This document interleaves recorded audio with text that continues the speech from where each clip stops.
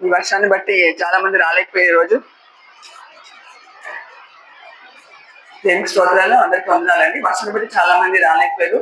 మరి ఈ రోజు వర్షం అయినా కూడా ఆయన సన్నిధానం చేరిన వారి ప్రత్యేకమైన దీవెనలు అని నేను నమ్ముతున్నాను. సో ఈ లోకంలో మనం ఏది తీసుకున్నా ద బెస్ట్ తీసుకోవాలని కోరుకుంటాం కదా. ఆ తల్లిదండ్రులు పిల్లలు కలిగి ఉంటే అందరికన్నా నా బిడ్డలు బెస్ట్ గా ఉండాలి, క్లాస్ లో నా బిడ్డలు మంచి మార్కులు తెచ్చుకోవాలి, బెస్ట్ స్టూడెంట్ అని పేరు తెచ్చుకోవాలి అనుకుంటారు. అలాగే కదా. సో టీచర్స్ అయితే వాళ్ళ కింద చదివే పిల్లలందరూ మంచిగా ఉండాలి, బెస్ట్ స్టూడెంట్స్ గా ఉండాలి అని కోరుకుంటారు. సో నేను ఒక స్కూల్లో పనిచేస్తున్నాను, నా కింద పని చేసినప్పుడు కూడా బెస్ట్ ఉందని నేను కూడా కోరుకుంటాను. అలాగే ఏదైనా కూడా మనం బెస్ట్ కోరుకుంటూ ఉంటాం కదా.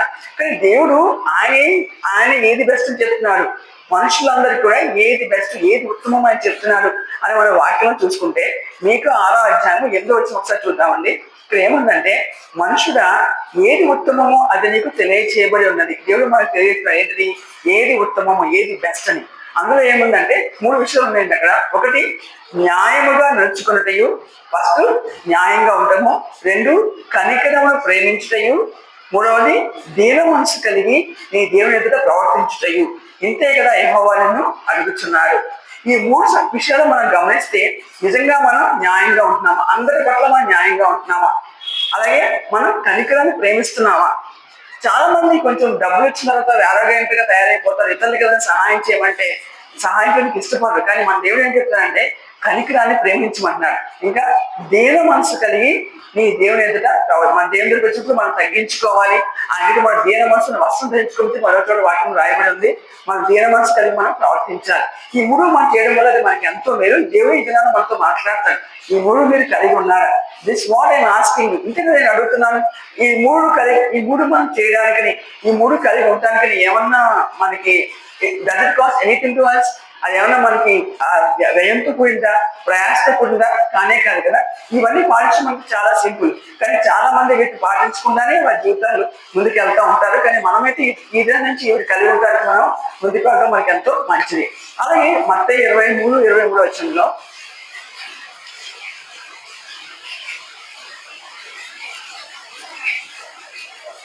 అక్కడ ఏం రాయబడిందంటే, అక్కడ అది యేసుప్రభువు గారు మాట్లాడుతున్నారు. ఏమని, అయ్యో వేషాల శాస్త్రులారా, పరిశీలారా, మీరు పుదీనాలోను, సోపులోను, జీలకర్రలోను వరే వంతు చెల్లించి ధర్మశాస్త్రం ప్రధానమైన విషయములు అనగా న్యాయమును, కనికరమును, విశ్వాసము విడిచిపెట్టింది.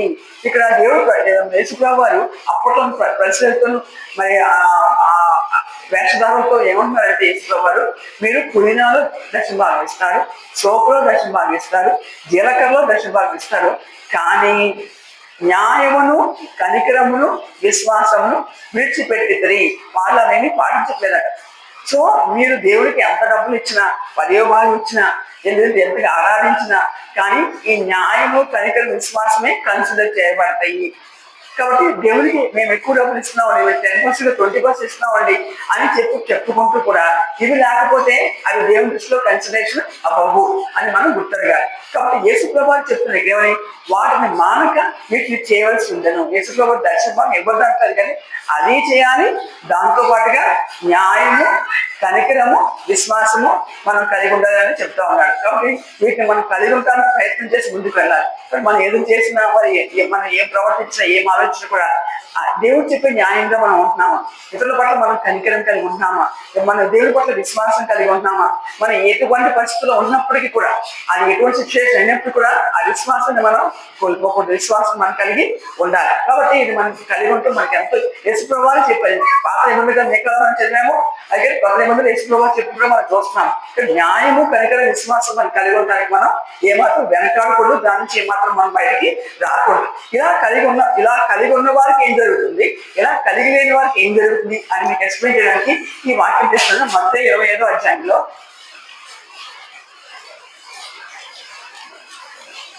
ఇక్కడి నుంచి 31 నుంచి సంభవం ఉందండి. ఇక్కడ ఏముందంటే, ఇక్కడ తన మహిమతో మనిషి కుమారుడు ఆయనతో కూడా సమస్రోతల్లో వచ్చినప్పుడు ఆయన మహిమ గల సింహాసనం, యేసుప్రభువు వారు మరి అంతమైపోయిన తర్వాత, ప్రపంచం అంతా అంతమైపోయిన తర్వాత మనం అందరూ విమర్శ అంటే తీర్పు దినం ఉంటది కదండి. ఆ దినాన ఇక్కడ ఏముందంటే, మనిషి కుమారుడు ఆయనతో కూడా సమస్త దూతలను వచ్చినప్పుడు ఆయన తన మహిమగా సింహాసనం మీద ఆశించాడు. దేవుడు తన మహిమగా సింహాసనం మీద ఉంటాడట. అప్పుడు అందరూ పిలువబడతారు. సో దేవుడికి మనుషులు ఎట్లా కన్సిడర్ చేసి అంటే కొంతమంది గొర్రెలు, కొంతమంది మేకలు. సో గొర్రెలుగా ఉన్న వారందరినీ దేవుని యొక్క కుడి పక్కన ఉంచమని చెప్పారు. మేకలుగా ఉన్న వారందరినీ ఆయన యొక్క ఎడం పక్కన ఉంచమని చెప్పారు.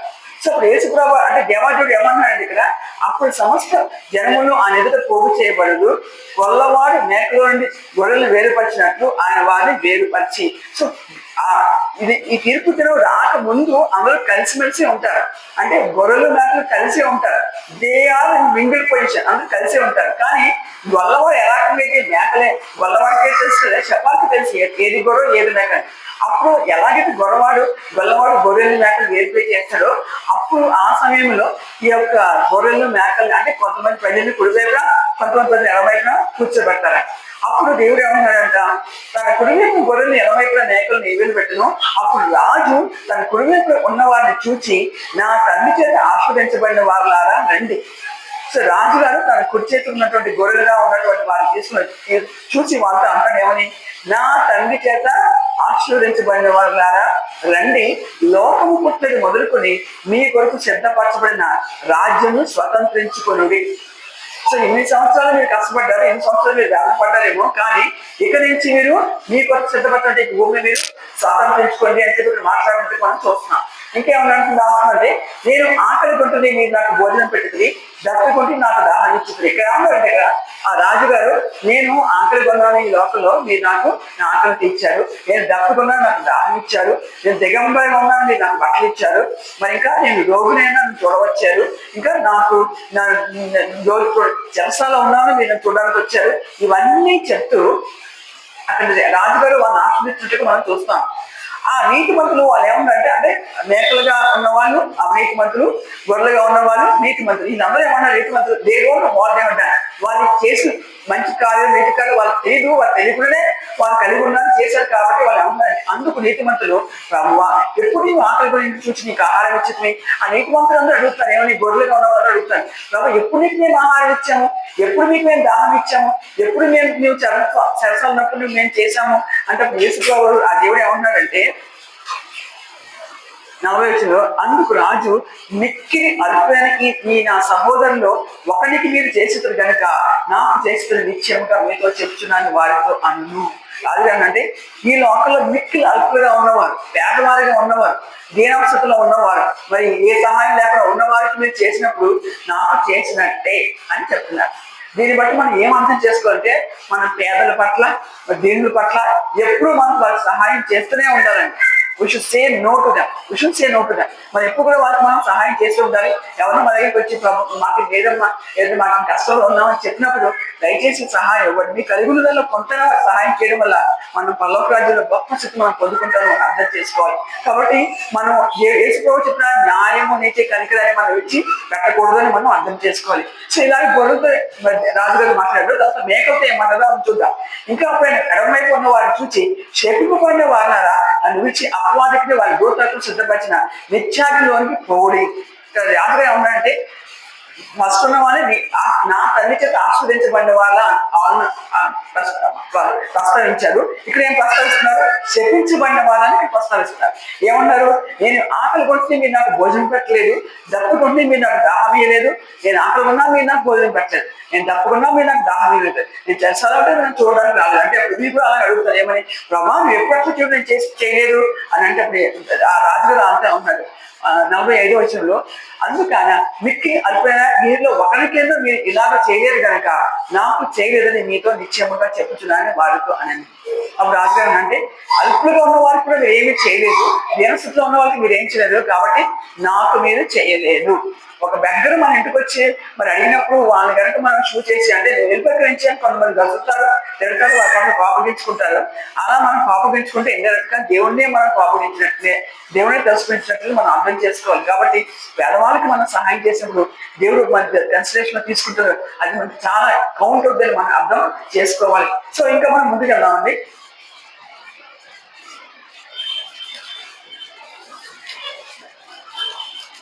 అలాగే మత్తయి 10:42 వచ్చిన చూద్దాం ఒకసారి. మరి శిష్యులని ఎవడి చిన్నమానిలో ఒకరి గిన్నెడు కన్నీళ్లు మాత్రం త్రాగించునో వాడు తన ఫలం పోగొట్టుకోవడానికి నిత్యముగా మీతో చెప్పుచున్నాను. సో దేవుడు నాకు అలా చేయమన్నాడు, లేదా ఈ మంచి దేవుని బిడ్డ, ఇది దైవ సేవకుడు, ఇదేం దైవ సేవకురాలు అని వారికి కనుక ఒక చిన్న గ్లాస్ తో మంచిలు ఇచ్చినా కూడా అది దానికి ఫలం మీరు తప్పగా పొందుతారని దేవుడు మాట్లాడుతున్నాడు. కాబట్టి మనం ఎవరికి ఏ రకంగా మేలు చేసినా దానికి ఫలం ఈ లోపల మనం లేకపోవచ్చేమో కానీ దేవుని దగ్గర అది ఆ ఫలం మనం తప్పగా పొందుకుంటాం. ఈ లోపల ప్రజలు మనం సహాయం చేయగలిగినప్పుడు తీసుకుంటారు, తిరిగి ఏదైనా మనకి సహాయం కావాల్సినప్పుడు వాళ్ళు మనకు అందుబాటులో ఉండకపోవచ్చు. కానీ దేవుడు మాత్రం మనకి ఎవరికైనా సహాయం చేసినప్పుడు ఆయన మేలుకు తగిన ప్రతిఫలం తప్పక మనకి ఇస్తారని మనం జ్ఞాపకించుకోవడం మనకి మంచిది. నేను చేసిన ఇంట్లో పాడైపోయిన వాళ్ళు అంతా పెట్టినట్టు లేకుండా పోయింది అని మనం అనుకోవడానికి అది మంచిది కాదు. కానీ మన ఇతరులకు మేలు చేసినప్పుడు తప్పక అది మేలుగా దేవుడు మనకి ఏదో ఒక సమయంలో దేవుడు మనకు తప్పక చేస్తాడు. అది మనకు కన్సిడరేషన్ ఉండదని మనం అర్థము చేసుకోవాలి. సో ఇంకా చూసుకుంటే మనం ఫిలిప్పీ 1వ అధ్యాయము ఒకటో కొరింథియన్స్ అండి. First study chapter 1-5. 1 కొరింథీ అక్కడ ప్రేమ గురించి రాయబడి ఉంటుందండి. ఇక్కడ చూడండి 1 కొరింథీ 11వ అధ్యాయం 1-5 చూస్తున్నారు లేక చూడండి.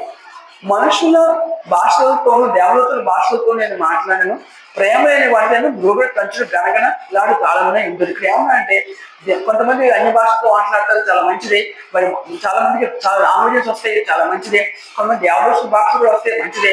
కానీ ప్రేమ లేకపోతే అది అంత కూడా ఏమి కూడా అంటే ఒక గడగలాడు కంచి ఉంటుంది, దాంట్లో లోపల ఏం లేకపోతే ఎలాగ వెళ్తామో అది it's not accountable in the sight of God మనం అనుకోవచ్చు.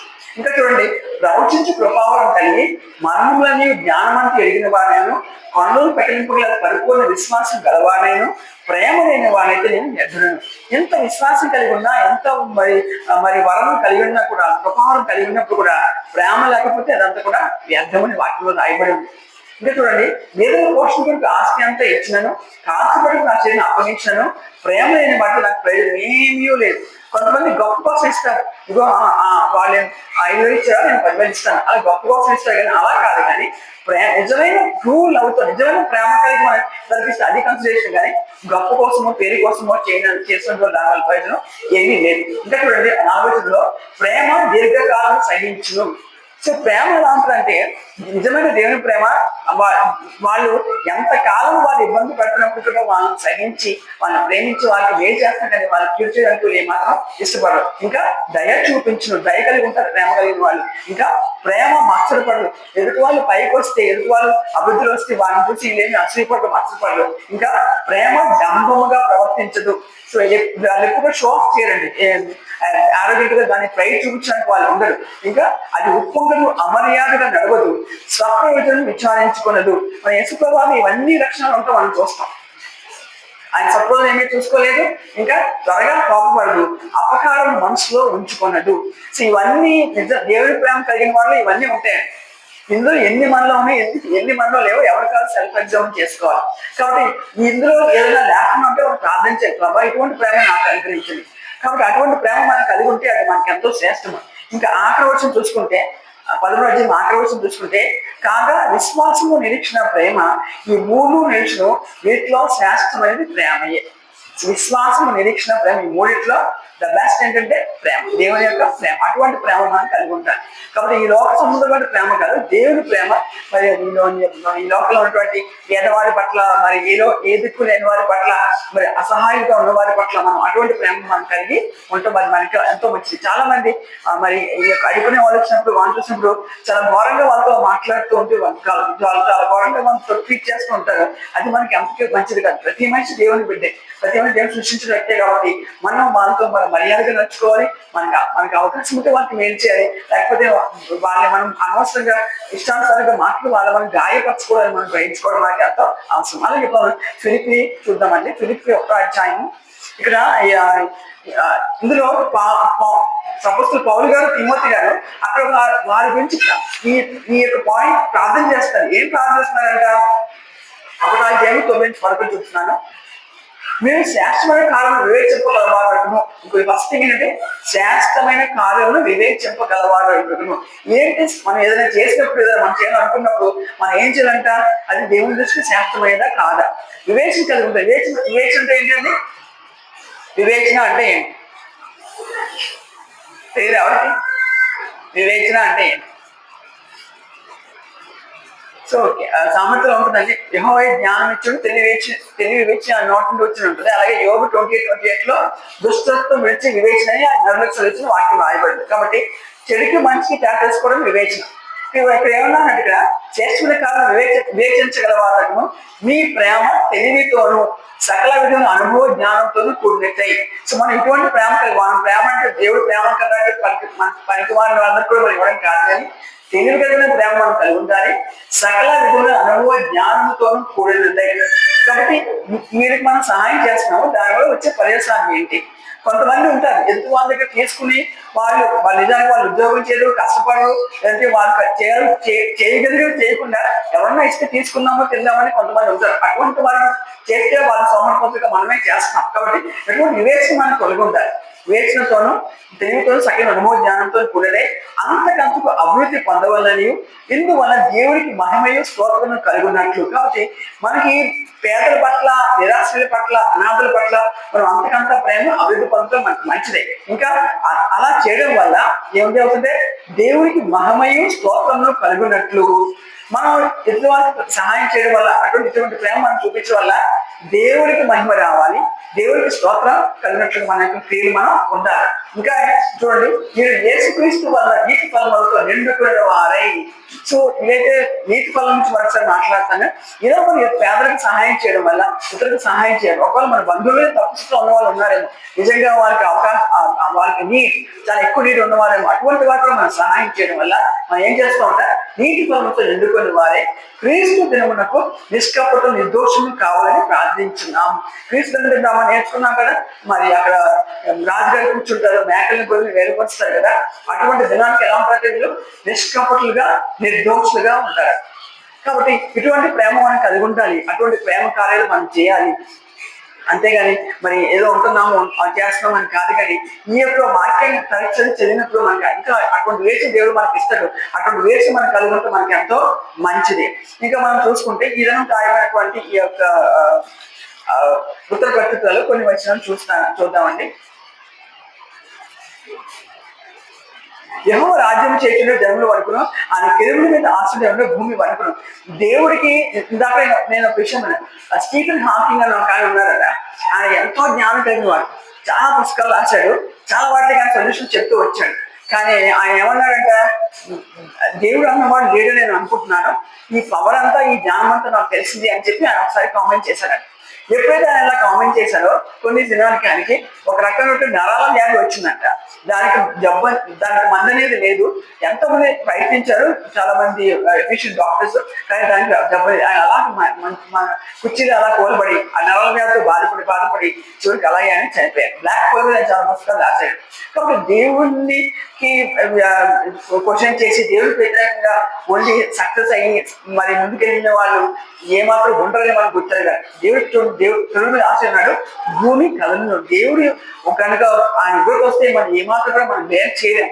కాబట్టి ఎప్పుడు కూడా దేవుని ఎదురు మనం దేన మనసు అని కలిగి మనం ఉంటే మనకి ఎంతో మంచిది. ఇంకా చూడండి, పడవసును భయంకరమైన గొప్ప నామం వాళ్ళు స్తుతించదురు, యెహోవా పరిశుద్ధుడు. కాబట్టి మనం ఎప్పుడు కూడా ఆయన మనం స్తుతించాలి. ఆయన పరిశుద్ధుడు, అంత గొప్ప దేవుడు, పరిశుద్ధంగా ఉన్న దేవుడు మనల గురించి మన రూపంలో ఈ లోకానికి వచ్చి యేసుక్రీస్తు వారు మరి ఆయన యొక్క రక్తాన్ని ఇచ్చి మనం కొన్నాడు, ప్రాణాన్ని దారిగా మన కోసం పెట్టారు. కాబట్టి మనం ఎంత భక్తి కలిగి ఆయన ప్రేమించాలి, ఆయన చెప్పిన మాటలు ప్రకారంగా మనం జీవించాలి. కాబట్టి ఆయన హత్తుకుని మనం జీవించాలి, మనకి ఎంతో మంచిది. ఇంకా 4వ చూసుకుంటే, యథార్థను బట్టి నేను న్యాయం ప్రేమించు, రాజును స్థిరపరుచున్నావు. ఎవరైతే న్యాయం ప్రేమిస్తారో వారినే రాజులుగా దేవుడు స్థిరపరుస్తాడు. ఇంకా చూడండి, యాకోబు సంతతి మధ్య నీవు నీతి న్యాయం జరిగించి ఉన్నావు. కాబట్టి మన సంతతి మీద మన జనంతుల మధ్య దేవుడు నీతి న్యాయం జరిగిస్తూ ఉంటాడు. కాబట్టి మనం న్యాయవంతంగా ఉండాలి, కనికరంగా ఉండాలి, విశ్వాసం కలిగి ఉండాలి. అలా ఉన్నప్పుడు మనుషులకు దేవుడు గొప్పగా మన పట్ల జరిగిస్తాడు. ఇంకా మన దగ్గర యెహోవాను గణపరచుడి, ఆయన పాదపీఠం మీద సాగిలపరుడి. మన దేవుని గణపరచాలి, ఆయన ముందు మనం సాగిలపడాలి. అంటే దీన మనసు కలిగి ఆయన ముందు మనం సాగిలపడాలి. ఆయన పరిశుద్ధుడు, మన దేవుడు ఎంతో పరిశుద్ధుడు. కాబట్టి అంతగా పరిశుద్ధమైన దేవుడు మనల్ని ప్రేమించి మన కొరకు ఆయన ఎదురు చూస్తూ ఉంటుంటే మనం ఎందుకు ఆ నుంచి పక్కకి వెళ్ళిపోతున్నాము, ఎందుకు ఆయన మార్గం నడుచుకోకుండా ఇక్కడ చాలాసార్లు తప్పిపోతున్నాము అని మనం గమనించుకోవాలి. ఇంకా కాబట్టి ఆయన మనం ఆరో వచ్చిన నెక్స్ట్ లాస్ట్ నుంచి వారు యెహోవాకు మొదలుపెట్టగా ఆయన వారికి ఉత్తరం ఇచ్చింది. కాబట్టి ఎవరైనా సరే మేబీ ఈ లోపల మనం చీఫ్ మినిస్టర్ మాట్లాడితే మన జీవితకాలం అంతా వెయిట్ చేస్తే సాధ్యం కాదేమో. ఏదో ఒక ప్రైమ్ మినిస్టర్ మాట్లాడితే మనకు సాధ్యం కాకపోవచ్చు, ఇంకో వేరే మినిస్టర్ మాట్లాడుతుంటే మనకు సాధ్యం కాకపోవచ్చు. కానీ ఇక్కడ చూడండి, వారు యెహోవాకు మొరపెట్టగా ఆయన వారికి ఉత్తరం ఇచ్చింది. ఎవరైనా సరే ఎప్పుడైనా సరే దేవుడికి మొరపెట్టి తప్పదు వారికి ఉత్తరం ఇస్తారు. He will respond to prayers. కాబట్టి సమస్య వచ్చిందా గదిలోకి వెళ్ళండి, ప్రార్థించండి, దేవుడు వాక్యం చదవండి, దేవుడు తప్పక ఆ సమస్యను చూడడానికి అలాగే చేస్తారు. చాలా మంది ఏంటంటే సమస్య వచ్చినప్పుడు అందరికి వెళ్ళడానికి వెళ్తారు, వాళ్ళకి వెళ్ళి చెప్పుకుంటారు, ఆ సమస్య ఇంకా ఇంకా స్ప్రెడ్ చేసుకుంటారు. కానీ దేవుడి దగ్గరికి ఆయన మొదలుపెట్టినప్పుడు ఆయన ప్రార్థన చేసినప్పుడు తప్పక దేవుడు మనకు సహాయం చేస్తారు. అంత మాత్రమే ఆయన మనకు ఉత్తరం కూడా ఇస్తారు, అంటే రెస్పాన్స్ ఆయన మనకి ఇస్తారు. మేఘంలో ఆయన వారితో మాట్లాడను, వారు ఆయన శాస్త్రం అనుసరించి. కాబట్టి దేవుడు ఇది మనకు తెలుసు కదా, మరి ఆ మేఘంలో ఇశ్రాయేలు ప్రజలు మరి 40 సంవత్సరాలు వెళ్ళినప్పుడు పగలు మేఘస్కంధాలు ఉన్నారట, రాత్రి అగ్నిస్తంభంలో ఉండి వారిని నడిపించారట. కాబట్టి అటువంటి దేవుడు జీవించిన దేవుడు మనం కలిగి ఉన్నాం. కాబట్టి మనం ఆయన అనుసరించకపోవడం మనకి ఎంతో క్షేమం. ఇంకా చూడండి, వారి పెళ్లి బట్టి వారి ప్రతీకారం చేయించునే వారి విషయంలో పాపం పరిహరించి దేవుడు అయితే. కాబట్టి మనం పాపం చేసినప్పుడు దానికి తప్పక శిక్షణ అనేది ఉంటుంది. కానీ తిరిగి మన దేవుడికి వచ్చి ప్రభువా ఈ పొరపాటు నుంచి చేసిన క్షమించమన్నప్పుడు తప్పక మనం చేసిన పాపం దేవుడు పరిహరించి తప్పక మళ్ళా దేవుడు ఇంతకుముందు ఎటువంటి ఒకవేళ తల్లిదండ్రులైనా బిడ్డలు చేసిన దోషాన్ని క్షమించలేకపోవచ్చాను. కానీ దేవుడు మాత్రం మనం ఆయన విషయం చేసిన దోషాన్ని క్షమించి తిరిగి ఆ దోషాన్ని పరిగణలో తీసుకొని ఇంతకు ముందు ఎటువంటి ప్రేమ కలిగి అటువంటి ప్రేమనే మన పట్ల కనిపిస్తారు. కాబట్టి మనం అది గుర్తించుకోవాలి. ఇంకా చూడండి, మన దేవుడు యెహోవాను పరిశుద్ధుడు, మన దేవుడు యెహోవాను ఘనపరచుడు. మన పూజించే దేవుడు ఎంతో పరిశుద్ధుడు, ఆయన మనం ఘనపరచాలి. ఆయన పరిశుద్ధ పర్వతం మీద సాగిలపడి దేవుడి దగ్గర మన దేన మనస్కత కలిగి ఆయన దగ్గర మనం సాగిలపడాలి. కాబట్టి ఆయన హక్కులు మనం జీవించడం మనకి ఎంతో మంచిది. కాబట్టి మొట్టమొదటి మనం చెప్పుకున్నాం కదా, ఏది ఉత్తమని చెప్పుకున్నాం అండి, న్యాయంగా నడుచుకుంటా, కనికరము ప్రేమించుట, దేన మనసు కలిగి నీ దేవుడి యొక్క ప్రవర్తించాలి. ఈ మూడు మనం కలిగి ఉండాలి. ఆ మూడు విషయాలు మనం రోజుకి డెవలప్ చేసుకోవాలి. మన యొక్క ఆత్మీయతని కానీ మన యొక్క ప్రోగ్రెస్ ఇందులో ఎక్కువగా ఉండాలి. కానీ దానికి మనం డెమినేషన్ అయిపోకుండా మనం చూసుకోవాలి. ఇంకా మరి మత్తయి చూసుకున్నప్పుడు అక్కడ ఏం చెప్పండి, చేసుకోవాలి ఏం చెప్పారు, న్యాయములు కనికరం విశ్వాసము వారు ధర్మశాస్త్ర బోధకులు అందరూ విడిచిపెట్టారు అని చెప్పారు. కాబట్టి మనం వాటిని విడిచిపెట్టకూడదు. దశభాగం దేవుడికి దాంతో పాటు మనం కూడా న్యాయము కనికరము విశ్వాసం కలిగి నడుచుకొని మనం ముందుకు వెళ్ళాలి. వాటి ఏమాత్రం కూడా మనం విడిచి కట్టకూడదు. అలా ఉన్నప్పుడు మనం గొర్రెల గ్రూపులో మనం ఉంటామో మేకల గ్రూపులో మనం ఉంటామో ఇక్కడ డిసైడ్ వస్తారు. కాబట్టి ఎందులో ఉంటాం మనకి ఇష్టం అండి, గొర్రెల గ్రూప్ లో ఉండటమే మనకి ఇష్టం. ఆయన ఆశ్రయించబడిన వారా చూపించుకోవడమే మనకి ఇష్టం. ఆ గ్రూప్ లోనే మనం ఉండి ఆ రకంగా దేవునికి ఆశీర్వాదాలు మనం పొందుకుంటాము. ఆ రకంగా దేవునికి దీవులు మనం పొందుకుంటూ మరి మన ముందుకు సాగడం మనకి ఎంతో మంచిది. మరి ఈ యొక్క వాక్యం విన్న వారందరూ కూడా ప్రభావ మరి ఆ యొక్క మేకల గుంపులో ఉన్న అందులో ఉంటుంటే ఏమో లక్షణం నాలో ఉంటే నా తీసివేసి ప్రభావ గొర్రెల మందులో ఉండే బిడ్డగా నడిపించు అని మనం దేవుని దగ్గర ప్రార్థన చేసినప్పుడు ఆ రకంగా దేవుడు ఒక్కొక్క ఆ మనుషులు అంటే మనం దేవుని దగ్గర ప్రార్థన చేసినప్పుడు అటువంటి జీవితం మనకి ఇచ్చి అందులో స్థిరపరిచి మనకి ముందుకు నడిపిస్తాడు. ఇచ్చిన వాక్యం దేవుడు ఇచ్చున్నారు.